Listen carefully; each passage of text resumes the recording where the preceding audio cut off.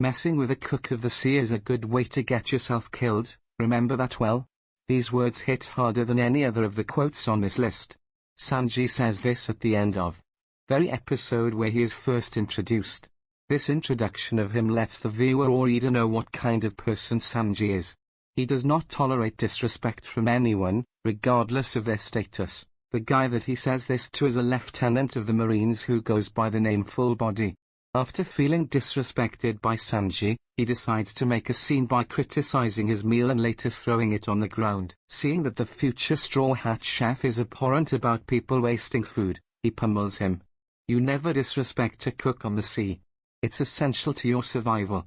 I understand starving people more than anyone. After being stranded without food for days on end, Sanji vows he will never deny anyone food, even an enemy. Jin, combat commander of the Krieg pirates, is denied food because of his reputation at the Bharati. Jin even offers to pay for the meal. They still tell him no and throw him out. Sanji makes him a meal anyway. At first, the Krieg pirate rebukes the gesture, seeing it as a charity. Sanji basically tells him to swallow his pride. He later laments to Jin that he knows how it feels to be deprived of food. It's something hard to endure. Jin comes to his senses and passionately eats the meal. He later thanks Sanji for the noble act. Luffy took notice of this and decides then he wants Sanji to be his cook on the Merry. Cooking is a gift from the gods, spices a gift from the devil. Looks like it was a little too spicy for you. Sanji says this after he uses his infamous flambage shot against CP9's Jabra.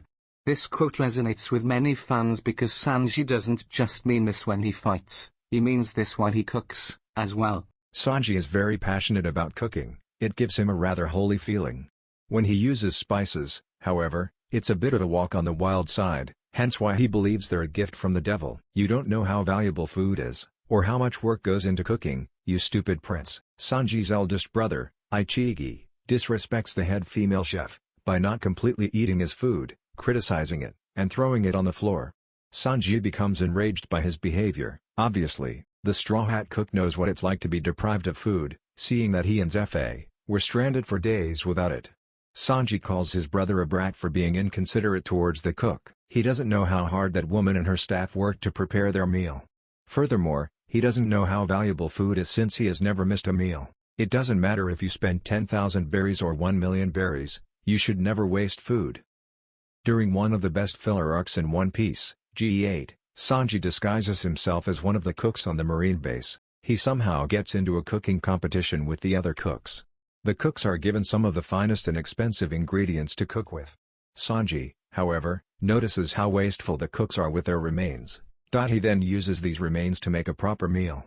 He explains to the other marine chefs when on a ship, one must never waste food. It doesn't matter how expensive the meat is, you should use everything on it, even the bones. That's a tradition from the dinosaurs' age. Sanji's sister, Reiju, wonders how he grew to become so respectable of women. Sanji then reflects when he was a child on the Bharati. He and the rest of the cooks asks Fa to hire a female chef. He refuses to do so, seeing that he has a violent method of teaching his employees how to cook. He then tells his employees how they should never hit a woman, under any circumstances.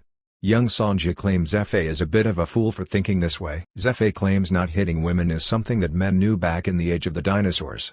When he's done reflecting, Sanji then tells Reiju, that's a tradition from the age of the dinosaurs. Hey, Moss Head. You gotta stay with me. I don't want you getting lost. Zoro and Sanji are one of the first to meet each other, after the 2 years they are apart. Upon them running into each other, Sanji tells Zoro not to go anywhere, since he has a habit of getting lost. He also refers to him as Moss Head, in order to criticize his green hair. The two eventually start arguing like they always do. One would think Zoro and Sanji would move past this rivalry. After 2 years, people, our heart. These are words Sanji utters while fighting Mr. 2, otherwise known as Bon Clay. Bon Clay has the devil fruit ability to change his appearance. He uses this ability to take advantage of Sanji, by turning into Usopp. Sanji isn't convinced and kicks him anyway. Mr. 2 is enthralled that Sanji would attack one of his close friend, but according to Sanji, he may look like Usopp, but he doesn't have his heart. Me, I'm Mr. Prince. While the rest of his crew members have been captured by Crocodile, Sanji is the only one that's still mobile.